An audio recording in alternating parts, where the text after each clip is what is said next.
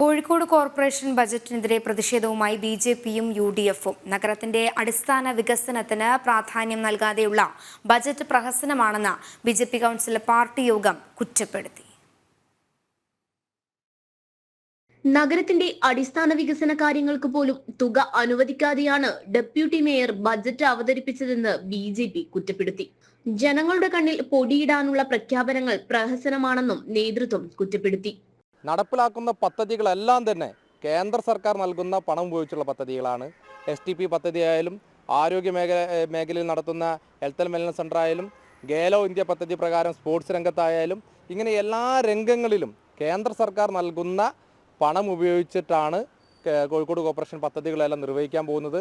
തനത് ഫണ്ട് ഉപയോഗിച്ച് ഒരു പദ്ധതി പോലും തയ്യാറാക്കിയിട്ടില്ല എന്നുള്ളത് വൈരുദ്ധ്യമാണ്. അങ്ങനെയുള്ള ഒരു ബജറ്റാണ് ഈ ഇലക്ഷൻ സമയത്ത് തട്ടിക്കുട്ടിക്കൊണ്ട് കോഴിക്കോട് കോർപ്പറേഷൻ നടപ്പിലാക്കിയത്. കുടിവെള്ളം, ഭവന നിർമ്മാണം, ആരോഗ്യ പരിപാലനം തുടങ്ങിയവ കേന്ദ്ര പദ്ധതികളാണ്. അതാണ് വികസന നേട്ടങ്ങളായി ഉയർത്തിക്കാട്ടുന്നത്. എന്നിട്ടും കേന്ദ്ര സർക്കാരിനെ കുറ്റപ്പെടുത്താനാണ് ബജറ്റിൽ സമയം കണ്ടെത്തിയത്. കുടിവെള്ളം, മാലിന്യ സംസ്കരണം തുടങ്ങിയ അടിസ്ഥാന പ്രശ്നങ്ങൾ പരിഹരിക്കപ്പെടുന്നില്ലെന്നും BJP വ്യക്തമാക്കി. ആവർത്തന വിരസമായ പ്രഖ്യാപനങ്ങൾ മാത്രമാണ് ബജറ്റിലുള്ളതെന്ന് UDFും ആരോപിച്ചു.